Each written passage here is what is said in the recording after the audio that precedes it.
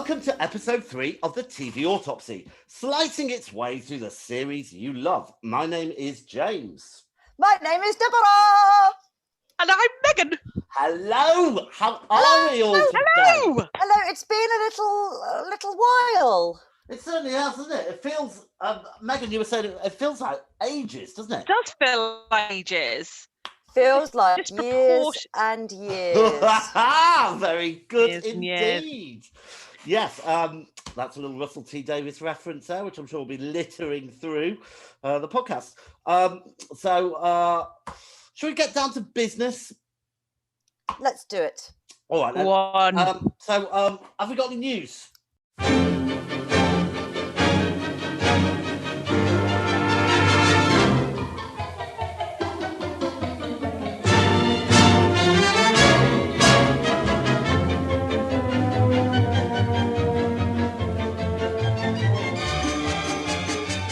It's all kind of Disney related, really. But so for those Star Wars fans out there, the Obi-Wan Kenobi series starts soon. And I don't know about you two. Are you Star Wars fans? I was until it decided to just completely exhaust itself. Well, that's kind of. I have Star Wars fatigue. That's kind of the way I feel, to be honest. It just doesn't stop anymore, is it? We get an episode of something every week, basically. So we had The Mandalorian, which I think was okay. It's all right. And now we've got The Bad Batch, which is like a kind of CGI thing. And it's, this is now another slice, another perspective of the early days of the Empire. And I mean, yeah, for me, it's a bit too much, really. A bit over it. Yeah. Yeah. And that's about Obi-Wan Kenobi. Yeah. So it's got Ewan McGregor.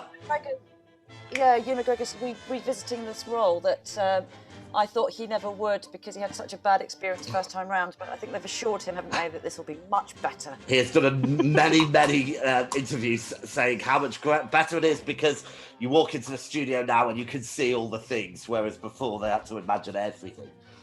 He had to act. Yeah.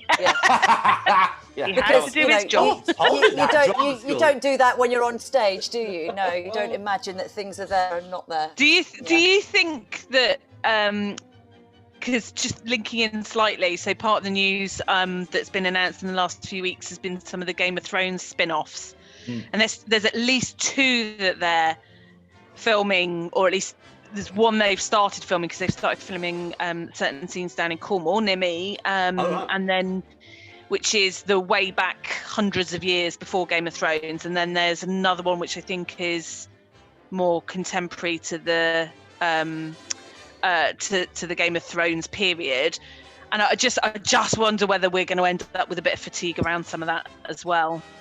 Yeah, I hope, by the way. No, I hope not. I mean, I'm looking forward to it. I'm interested. Yeah, because it's all very well thought out and very layered, and he's. Well, it is. But what annoys me is that they had a really good series, a really good concept, even though George R.R. Martin hadn't got round to writing the next book. It's been about 6 years now. I mean, he's obviously enjoying himself with the whole Game of Thrones stuff. But so they were forced to kind of basically make up their own ending for the series, which he's kind of criticised a bit. But I worry that they're making like 2 at the same time. It's like something successful, and suddenly we're going to make as many as possible. Whereas, maybe just start with one of them and stuff like that. But I don't know. I'm concerned because if one's not successful, it'll all be over, won't it? I imagine. Yeah. Well, maybe they're just hedging their bets and hoping that at least one will pan out. And the Loki also is coming to Disney Plus, and that's kind of the other franchise that Disney own now. And again, Marvel have done a good job with all the films and stuff, but it's more of the same. It's a lot of the same thing, really. And people are obsessed with franchises these days, as opposed to being brave enough to write something completely original. Or something. I think audiences just get so invested now, and they love a character and they want to see them go on. Yeah, I guess so. I think that is true, and that's why I have to say I'm probably more. I do tend to get more invested in TV series. So if I'm just looking to kill some time, I'd rather kill some time finding a new TV series that I like and that has potential, rather than even just potentially sitting and watching a film. Not all the time, but because I do like that extended investment It's easier, isn't it, as well? When you start a film, there's a certain amount of kind of not concentration, but investment you have to put into it. You have to get to know the world, the characters, all that kind of stuff. But if you're kind of familiar with that, then it's slipping into an old pair of shoes. However, saying that, I went home to visit my family last week, and I watched a week's worth of Coronation Street. Oh, they have got a bloody Costa coffee. Yeah. I'm really behind the times here, but my God. Well, hang on. When was the last time you... Hang on. So you're not a regular? No, I haven't watched it for about, maybe 8 years or something like that. A long time. Oh, goodness me. Yeah, they've had a Costa coffee for ages. I mean, there's a whole world there. They've got a police station. They've got a hospital. Yeah, they've always had those, though. They've always had a hospital and a police station, but not a purpose-built set. I mean, you could tell that those were like standing, properties on the lot. Yes. Barely a character I recognised. What a shame. It was Rita's week off, so So, I love it. There we go. I've not watched it for years, I have to say. Yeah, it was a funny week because I think there was a death of a big character. I think so. It was a week of mourning. Yes, it was quite upsetting this week. I've not missed one episode for about 12 years now. Wow, that's dedicated. Dedication. Yeah. Well, I spent quite a bit of the week watching. I watched Julie Goodyear's 1982's This Is Your Life. Let me tell you that it's not just Bette Lynch from Coronation Street they're welcoming, but helping me to say to you tonight, Julie Goodyear, this is your life. Is it going to be a series?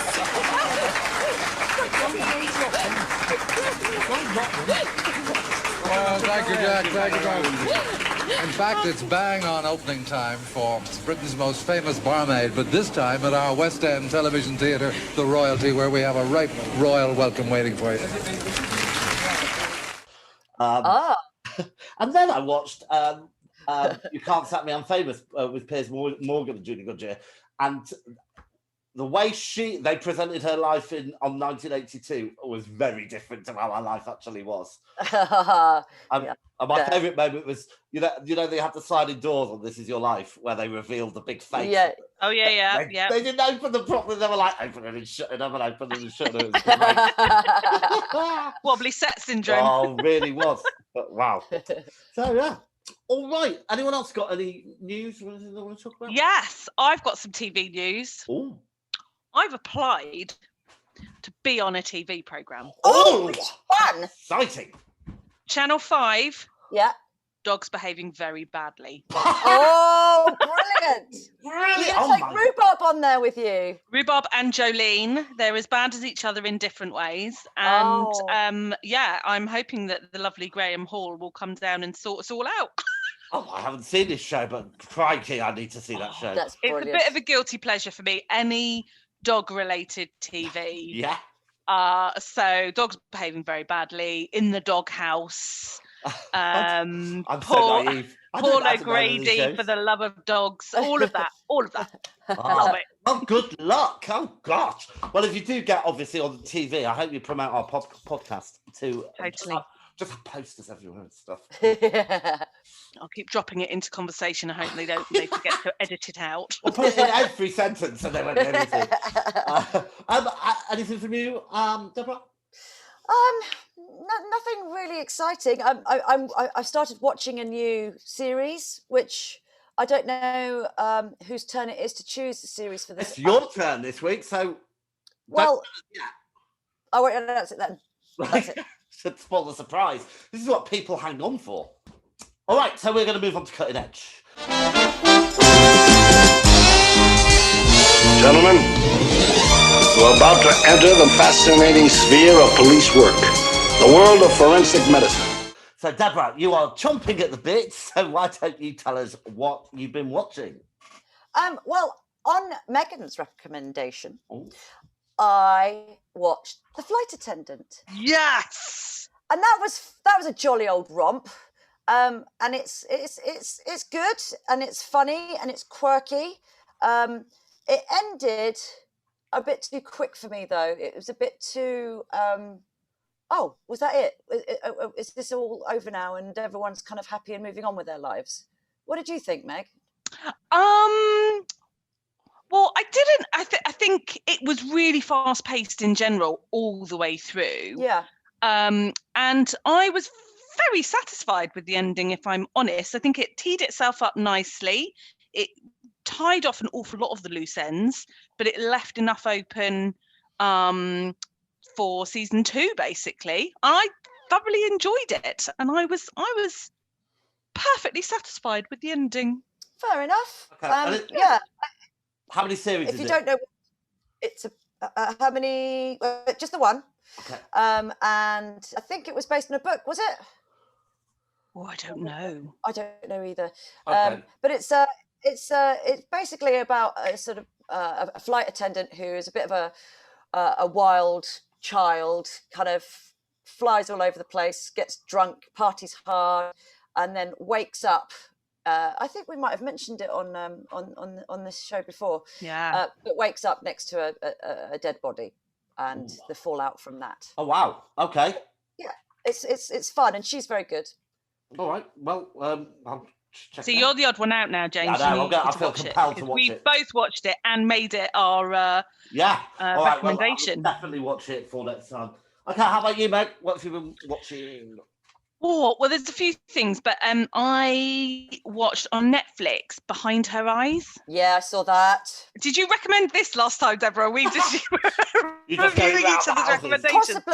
Possibly, yeah. Do you know what? It got to about, I think there were maybe 6 episodes. It got to about 5 episodes and it threw in something really left field. Yes. And I was like, oh, I'm not having this. No, do not do me So, a dusk till dawn, Yeah.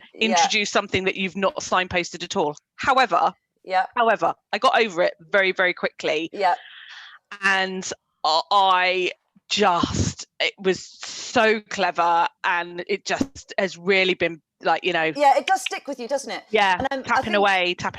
You say that it's not signposted, but there were moments throughout when you get that reveal in whichever episode that is, that you think back, oh yeah, I remember seeing that perspective from up above, or certain camera angles that kind of gave you little clues. Yeah. I think you have to be open-minded. Some people really hated it. I've spoken to various people. Some people really disliked it and thought, what? Nah, suspension of belief gone, or disbelief gone. But then there are others that, absolutely kept an open mind. Went, yeah, what a brilliant twist. Oh, and then it twists again. Oh, that's fantastic. Do you know what? It did about 3 or 4 very rapid. It kept you jumping between who's, who we rooting for, who aren't we rooting for. There was lots of flip-flopping throughout, and you're like going, oh no, they're dodgy or whatever. And then it came with an almighty doofus of a 180 somewhere. Left at the end going, poor Adam. Okay, this little boy at the end. So yes, it's got Bono's daughter in it, and a couple of other people that you'll recognise. It's a good one. It's worth watching. Okay, and my recommendation is a comedy. It's called Frank of Ireland. Has anyone checked this out yet? So I've seen it advertised. All right, so they've kind of advertised it as like the new Father Ted, but it's not. It's a little bit controversial, but just incredibly funny. The setups are so funny. So Frank is basically this kind of, he thinks he's a musician, doesn't work, lives with his mother, and he's got this kind of friend who just does everything he says, and an ex-girlfriend who, he still likes all this kind of stuff, but it's just so funny. And like one thing that stands out, there's an episode where him and his best friend basically, for some reason, the best friend ends up wearing, he's called Doofus, the best friend, ends up wearing the same clothes as Frank, and then starts taking on his personality throughout the episode and starts becoming horrible to him, basically. But the best bit is Brian Doing a Gleason. single white female. Yeah. Brian Gleason plays Frank, and in episode 6, the final episode or something, Brendan Gleeson turns up as his mother's friend. They look just the same. And he's like, he's been around here every now and then for 33 years. And they're all, this is his birthday and all this kind of stuff. And it's like, it's just funny. It's just funny. So check it out. It'll make you giggle. Okay, that's good. All right. And what about flatliners? Any flatliners?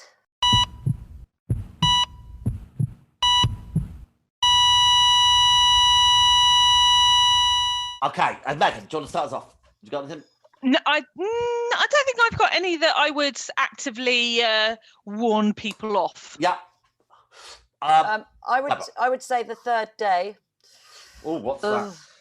That's Jude Law. It's been around for a little while now. Right. Third Day.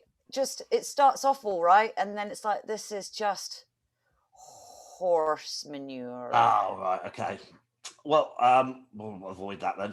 I've got one, and again, it's not good, but it's one of those things that I just couldn't stop watching. And I started watching the first series last year and got through the whole series, and then I just rewatched the first series and then watched the second series. It's The New Legends of Monkey, which is an Australian adaptation, and it's kind of like Power Rangers, really. It's that kind of level of intellect. However, the series 2 is better, and the main. Oh gosh, you've got into it then. So hold on a second. I'm not recommending it, but I can't stop watching it. I've watched it all. No, I was just going to say you can't. You're flatlining it, but you've watched season 1 twice. I adore it's not good enough that actually season 2 is even better than the one that you've just watched twice, even though it was rubbish. Yeah, it's not great. You have a lot of time on your hands, James. I don't Live your life. I don't. Thanks. Vampire. Right. All right. So on that rather somber note, we will move on to our dissection of the month. And this series, this time, the series is Russel T Davies' It's a Sin. Let's have a clip. So, where do you see yourself in 5 years' time? What do you want to be doing? What's the plan? I just want to be happy. I want to learn everything. I'll be stinking rich. He's going to London. London. I'm getting out of here. I'll be staying at 23 Piss Off Avenue, London, W fuck. The districts and men like us have always been hidden away in secret. But then there's the real world. There's a million pubs and things. I love it here. I came to London and I thought, great, I can be gay.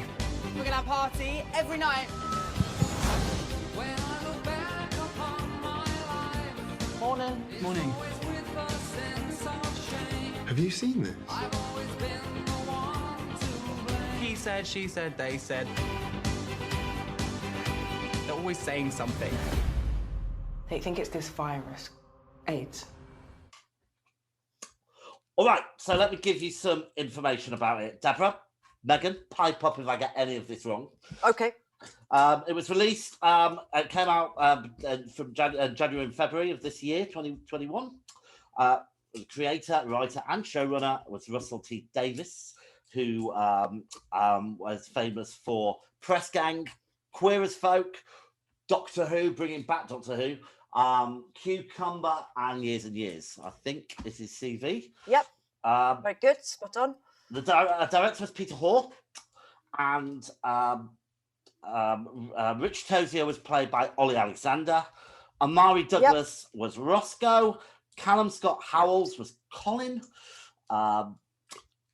Lydia West was Jill Baxter, and Nathaniel Curtis was Ash. There's been no spin-offs, and it's was on Channel 4, and you can still watch it on Channel 4. Yes. Okay. Who wants to give a synopsis? I can add to it. So there are 5 episodes based from between 1981 to 1991, depicting the lives of a group of gay men and their friends who lived during the HIV/AIDS crisis in the UK. Interestingly enough, the BBC and ITV declined to develop the series. And actually, Channel 4 did as well initially, until certain members of people that were in power at the time had moved on. And so they fought for it. Channel 4 fought for it. It was meant to be 8 episodes, but they let him have, well, they said, you've got to have 4, and he pushed for 5. So there were, there is a bit of a longer piece, a longer game going on that Russel T Davies had to sort of chop it down to 5 episodes. But interesting that they turned it down because they felt that the content was tricky, problematic, and you kind of want to question why they thought that. Now, given that 19 million people have seen the series, I am absolutely shocked about that. I mean, look, for me, I think this is one of the most powerful TV series I've ever seen. I'm a massive fan of Russel T Davies' work. I think he's got a real skill at writing character, situations, and making you feel like you know those people and go on their journey with them.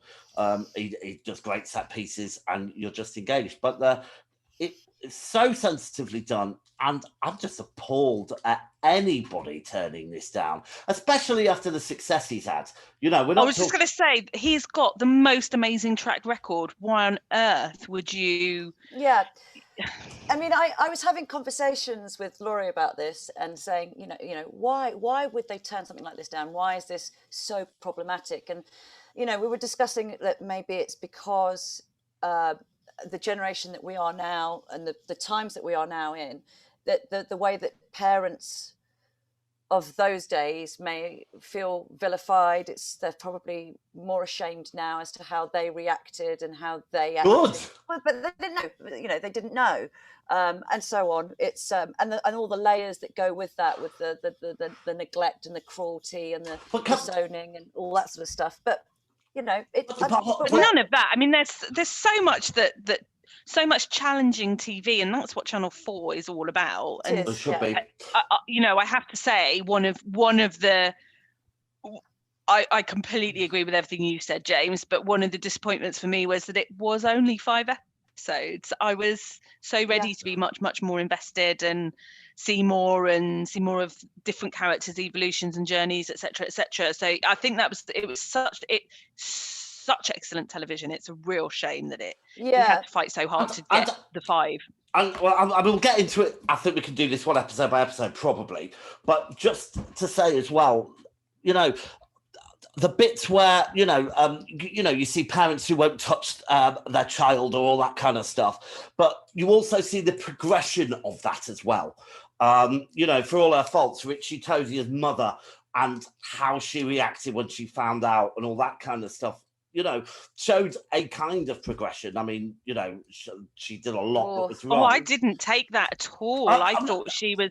I'm talking about maybe the physical stuff, when she comes in and says, "You're not contagious," and kisses her son and stuff like that, which was very different to maybe episode 1 when people were locked in hospitals. I think we do need to talk about some of these things, but I took from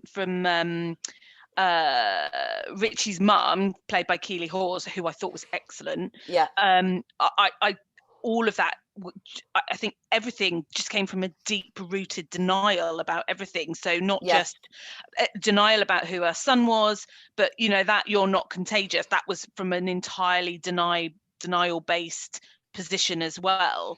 I thought there were some really enchanting responses, but they were limited, and in the whole, I think that generation really, it was quite distressing to watch and think about all of these young lads who escaped the constraint of unaccepting families, found their tribe in London, and only to then, at the point where they most need the support and love of the people who understand them for who they are, they get Shut carted out. back to their family Yeah.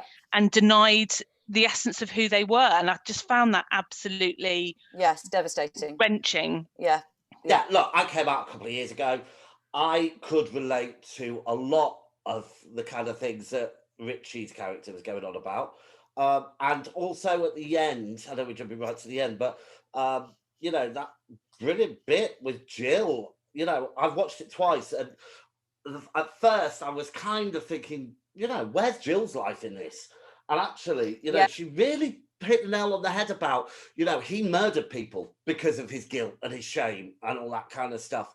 And I, you know, I felt loads of that for years, and you know, and he just has a way of hitting the nail on the head. And wow. With Jill, and it's interesting what you say about where's her life in all of this. So Russell T Davies' childhood friend is called Jill Nalder, and so the series is based on how she lost 3 friends within the space of 18 months, and lived in the Pink Palace, and you know, and some parents, she said, you know, would never found out, and actually, the character Jill in the series, her mother is Jill Nalder. Yeah.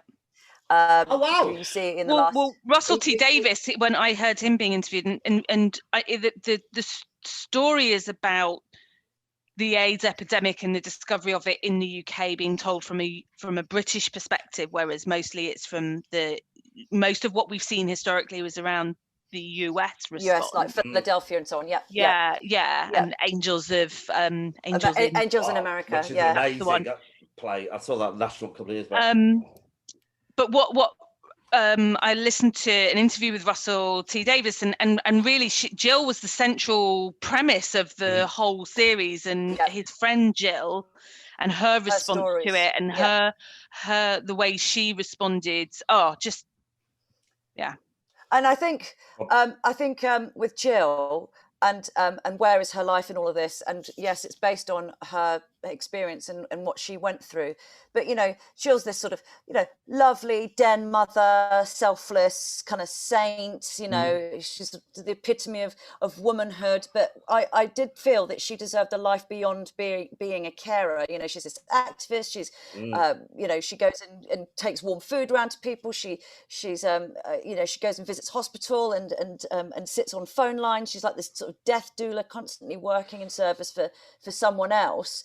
And it's funny. It's almost like an apology at the end, because when Keely Hawes at that speech at the end says, "Oh, you're just a chorus girl running around after these boys with no life of your own," and she kind of sort of says, "Well, it's not about me."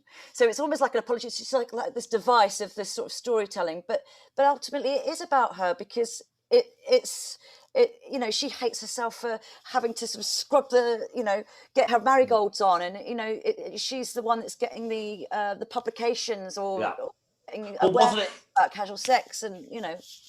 Wasn't it wonderful though how, I mean, I get your point, Megan, about wanting more, but the fact that we got 5 episodes meant that it was kind of condensed down into these kind of 2-year gaps.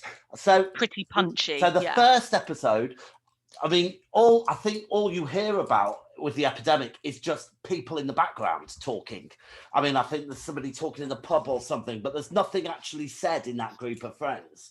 But you, obviously, with the wonderful character of Colin, we get to meet the even more wonderful shopping his mate from the shop. And I mean, Neil Patrick. What was Neil Patrick? Yeah, what was, I can't remember his character's name. I can't remember, but yeah. Could we just mention his terrible English accent though? Was that his boyfriend? Sorry. Affectation. No, his boyfriend was Brazilian or Portuguese? Can't remember now. Oh, I thought it was English. Okay, but I mean, he's so good at getting you to invest in a character over a very few scenes. You know, the fact that he came in and basically rescued him from the old shop attendant, and then they had that wonderful scene at dinner and in the pub. And pub, I love the pub. Yep. And then, you know, just hearing again in conversation, he's just going, they think he's got it from a bird, but birds don't get, you know, and it's like, oh my God, it's awful. Yeah, and actually, what Russell T Davies said, he said that there's no need to, he felt that it said what it needed to say. There are more stories out there, and more stories are required to be told. But he did say that I want to have an episode, and it's not written, and it never will be probably, where we visit Jill when she's aged 55 and what's happened sort of in between time. That would have been part of it, but it's not going to happen. He doesn't feel the need to continue to do a resus. Right.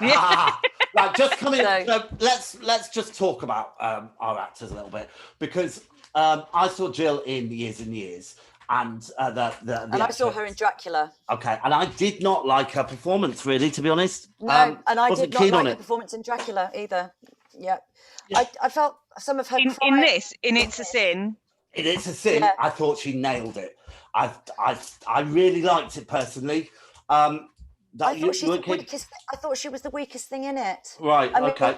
I felt that we needed a stronger. I thought it was a brilliant role. I think we needed a stronger actress. There were times when I just didn't believe her crying. Okay. Sadly. All right. Yeah. I think she's got the opposite to me. I've got kind of like resting bitch face, and she's got resting happy face, and so actually she's got this sort of like default little smile, so she's very attractive and cute, but I just there were a few little points, and I wouldn't want to beat her up about this at all, because it genuinely is one of the most amazing TV events I've ever watched. But it did make me laugh that, like, sometimes in some of those real somber moments I was looking and go, she definitely doesn't have the resting bitch face. Where's the truth? I was looking for the truth behind her eyes rather than just sort of, I don't know. Yeah. So let's talk about the other characters. So how about let's get on to Ollie Alexander. Did anyone see his performance at the Brits? We did, yes, we did. So did you see it, Megan? He did It's a Sin with Elton John on the piano. So it was like I think the Pet Shop Boys produced that version. And Elton John's on the piano, and Ollie Alexander is writhing on the piano, and it's a very slow start, and then it starts kicking in. Very theatrical. And Ollie is extremely, what's the word? Voracious in his dance moves. Like, he is properly going for it without any kind of nothing. No inhibitions there. No, I mean, he isolates those hips amazingly. He did very well. Megan, what did you think about his performance? I thought he was brilliant. I mean, in general, I thought I just loved the evolution of all the characters over the various episodes, right from the very originating, you see them all basically leaving home. Yes. So what they are and to what begin they're with, like at home. And how they find themselves, and I think his transition into that, and he was one of the big doom and gloomers, naysayers about whether or not this was something to be worried about, and he just didn't care, and he went off and had that phenomenal monologue, montage. I mean, that's an amazing. That was amazing. And I think last month when we were talking about the one, and I was like, I never hear the music in TV. All of the music, it's really difficult to take one person's performance in a role, because they all fed off each other. And I just thought he was brilliant. He was excellent, and he was incredibly brave. All those sex scenes and wash your bum, and absolutely brilliant. And sorry, definitely go on. I was just going to say, just on the music, it was interesting that the only track that they didn't really play was It's a Sin. So there was a bit where there's a bit in where he's on the jukebox, and he plays the introduction of it, which is all very choir, isn't it? And it goes and then it ends. No, lots of queer anthems in there. Erasure, loads of 80s hits like Culture Club, Blondie, Kate Bush. Properly. It was throwing it all in there. Because this is like, I was at school. I remember the Tombstone AIDS advert, all of that, and just had no concept And this of everything that came before that. That was the beginning of the AIDS epidemic for me. Yeah. Whereas that was only just one step in it for the like community through. that was most affected by it. Yeah. And these are all the music of my childhood. It was just amazing. It was just wonderful to watch. And I think because it touches a certain community and age of people, of a generation, you know, for us, it didn't hit us. We were kids. We were aware of it. We saw it on the telly. We might have asked our parents questions about it. I certainly did. I remember watching that advert and then going to my dad, "Dad, what's a condom?" And him having to explain what that is. Because, you know, I was terrified of this advert and I needed to know, how was I going to protect myself? I've got to protect myself. I've got to use a condom. Dad, what's a condom? But, you know, when you think about the people that it did touch, this certain generation of people, and as well as a lot of Black Africans, because that was another thing. You know, there were two disconnected groups: gay men and people from Africa that were coming over here that faced this kind of racism and misogyny and homophobia, and apparently in those days, if you were Black, a Black African, you were never asked, as you would you were never asked if you had sex with men. It was just presumed that you'd picked up the disease from Africa and you came over here and spreading it around.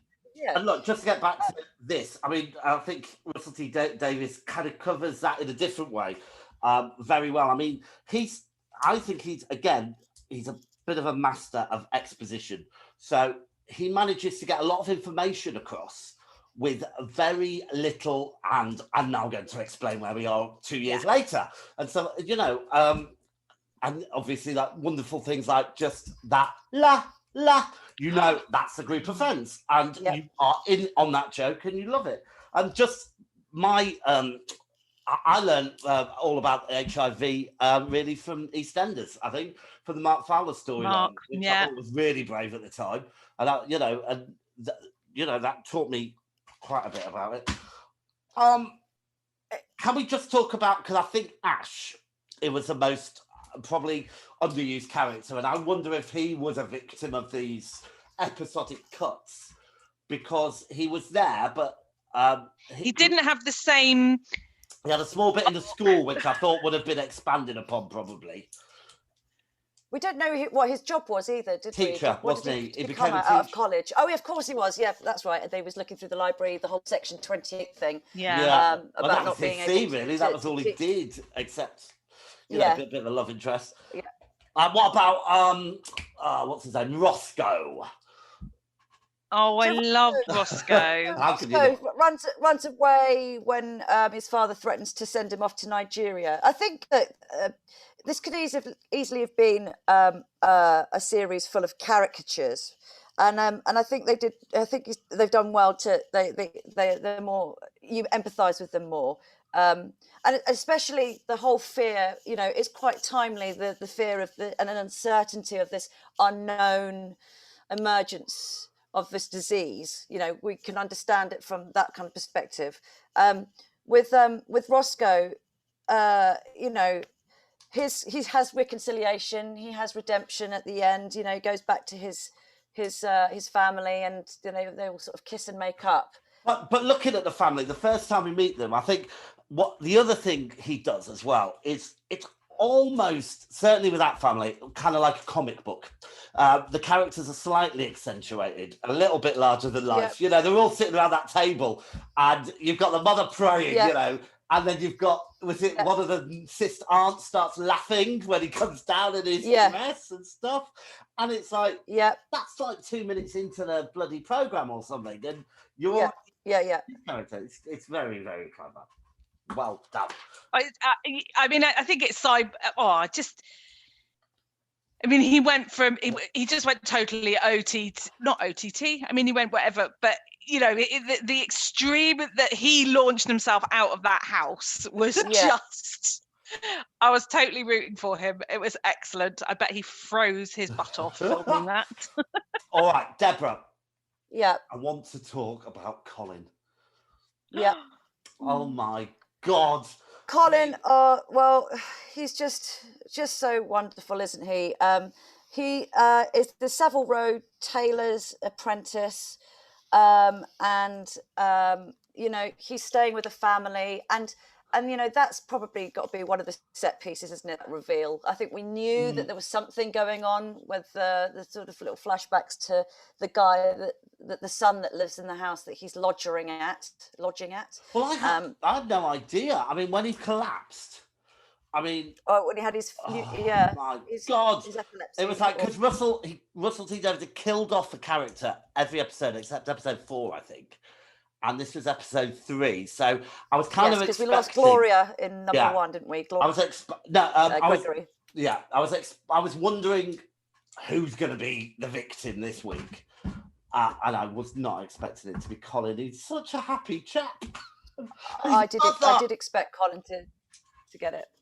His mother was just adorable, wasn't she? And one of the only parents really that accepted her child. Yeah.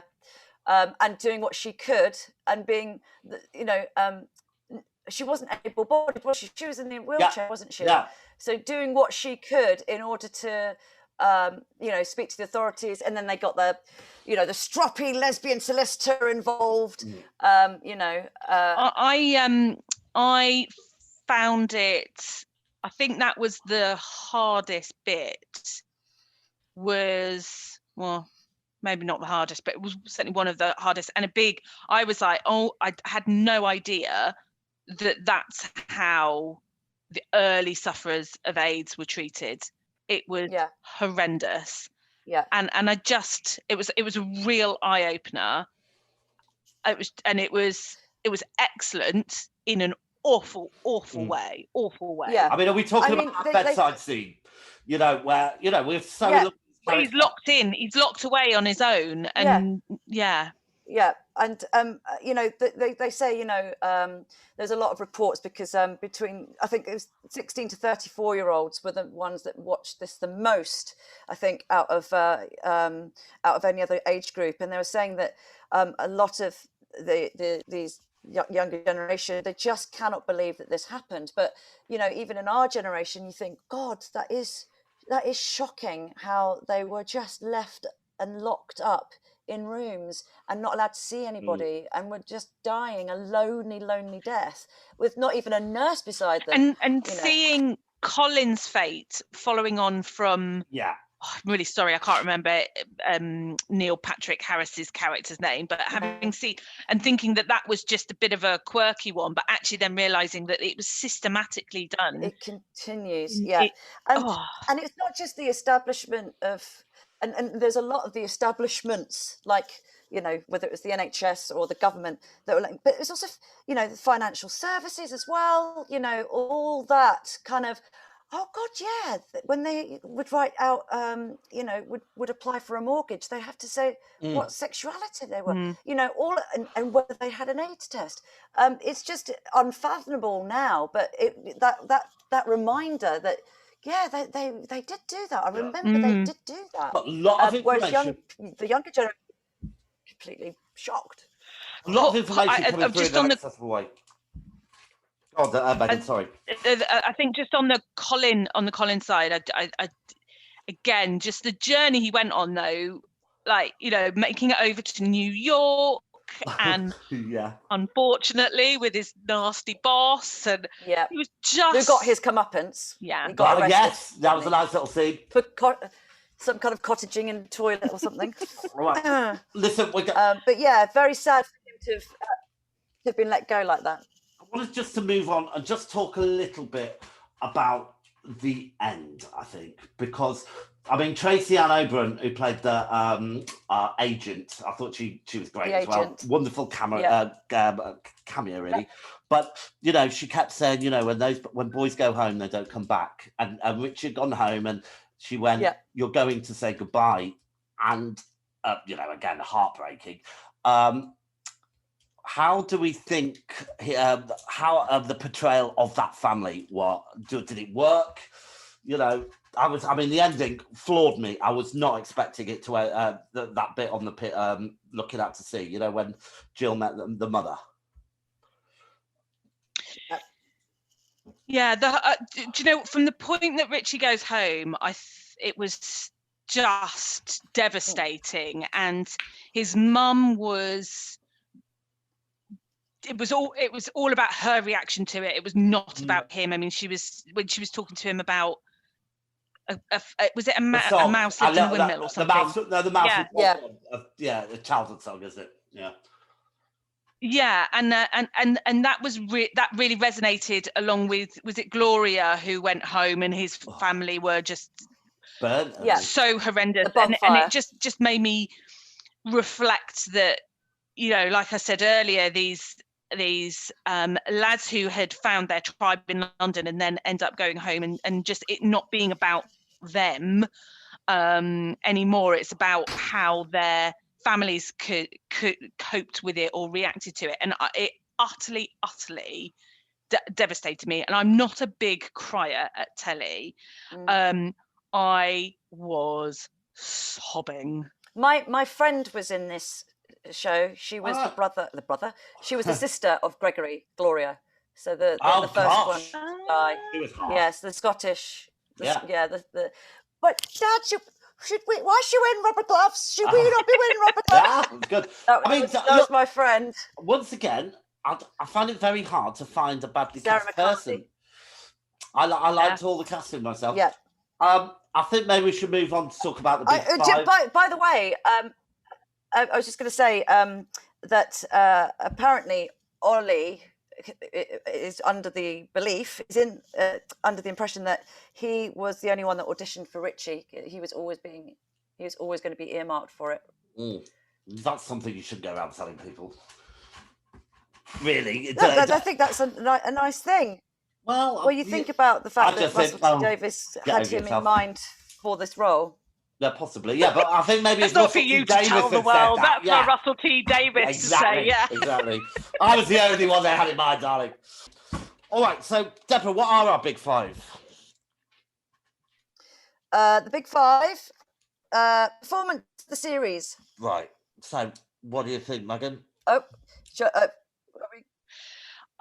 So that it is really hard, but I had Keeley Hawes at the end on the pier. Yeah, that's really hard. Keeley Hawes was amazing. Callum was amazing. Ollie, Richie was amazing. I just want to point out that his speech was so incredibly good, because he was talking about how it's the perfect virus to confirm people's homophobia, and actually it wasn't really so much of the homophobic government than it was the actual young men themselves that were dragging their feet to get tested, because with his speech it was hard for them to accept the existence of something that validates their beliefs, the belief that this is a gay disease, this is a gay cancer.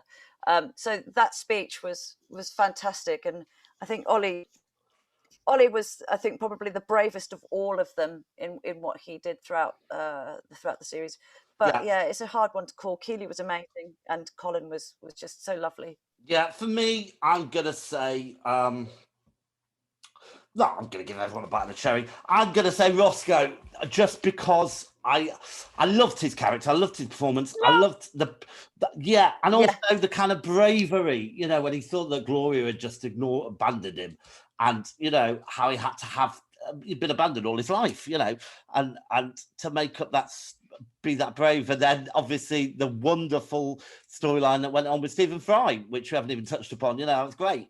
Roscoe. And actually, he himself, the actor, said, Amari Douglas. He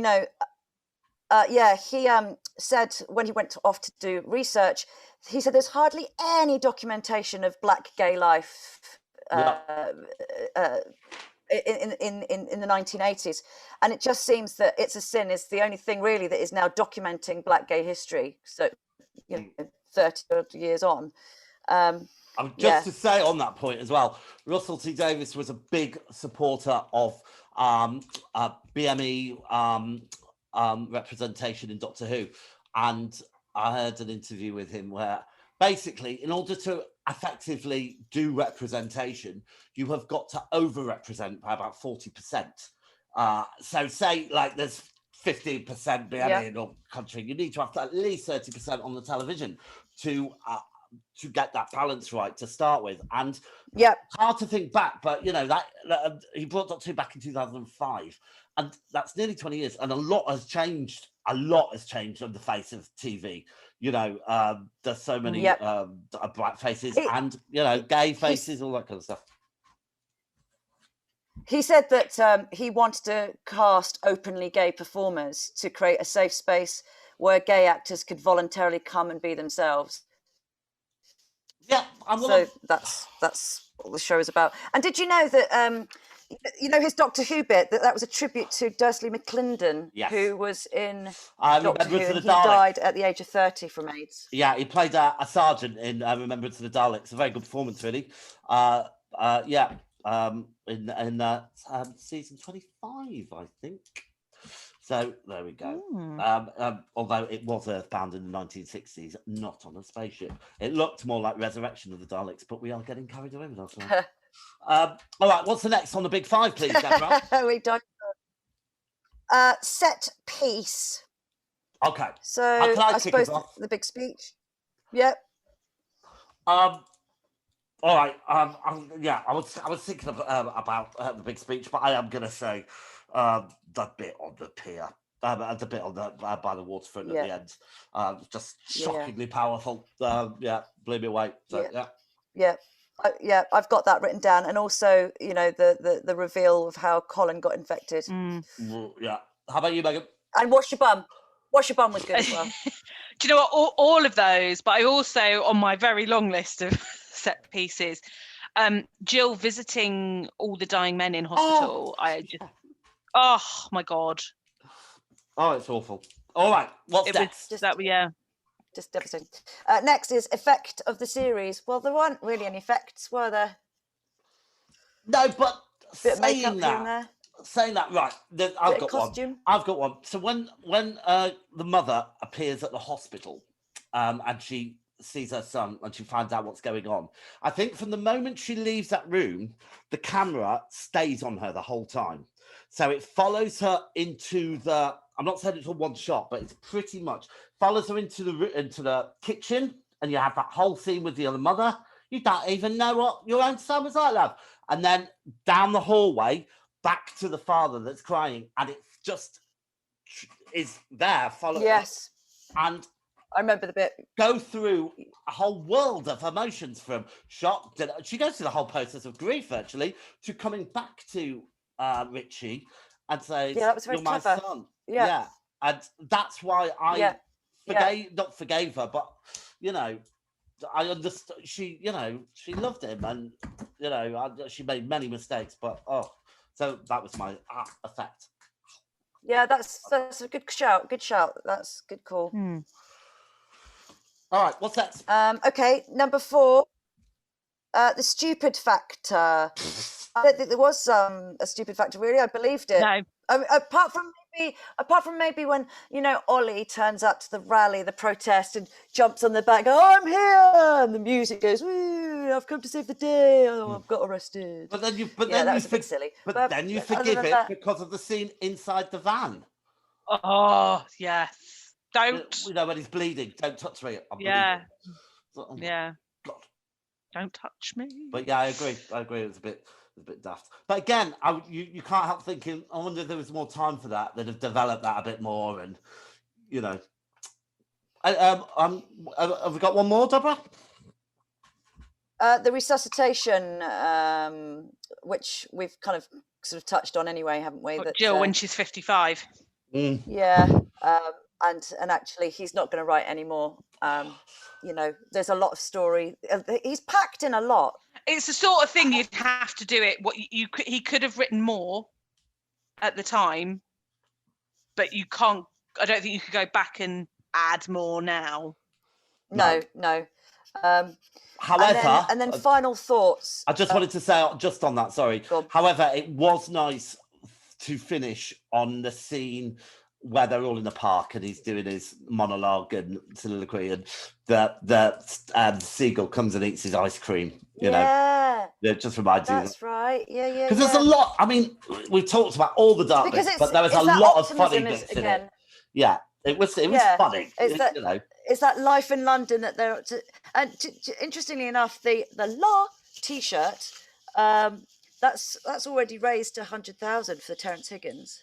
Oh wow! That's and the show itself has been credited with raising HIV awareness and the massive upsurge in testing. Yeah, I mean, good. I think you're right though, James. We have focused a lot on the awfulness of it, but actually, there's it's commemorating. It's just joyous. Huge parts of it are totally joyous, and it's and I think because you love the characters, that's why it's so dark. God, Deborah, sorry. Yeah, no, I agree. You've got two words: joyful and devastating, and it's commemorating a generation who's lost their lives to this illness, that were vibrant, and also, you know, this pursuit of pleasure. That it's you know, I think maybe they should have made it clearer that it's not that was never the problem. That sex is not the virus, but. I mean, that's what I was, you know. Richie does that. There's that fine line, isn't there? So Richie does that scene at the end with his mum, doesn't he? Where he talks about all the guys that he's been with and that he loved every minute of it and stuff like that. Yeah. Which kind of touches on that. But yeah, I agree. Yeah. But I think with the awareness factor and bringing this back into our consciousness.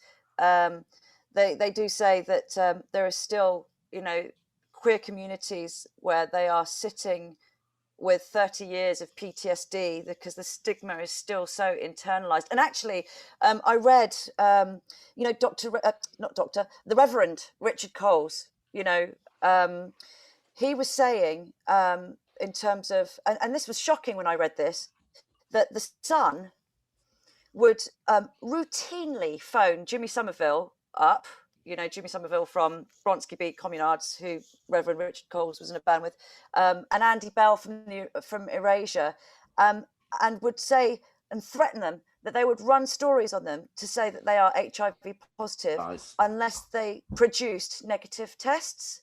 And this was a routine calls from the Sun. So you just, you know, you can imagine that all these establishments, I know we're wanting to finish this off, but I just still find it so shocking that you've got the government and the NHS and financial services and the media and then your parents, you know, that are so hateful and so cruel and so neglectful.